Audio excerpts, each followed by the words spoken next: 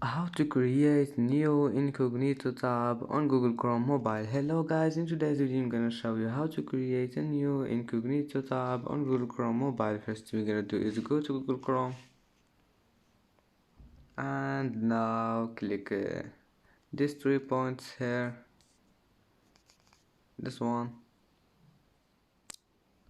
click on it and then click this one, new Incognito tab.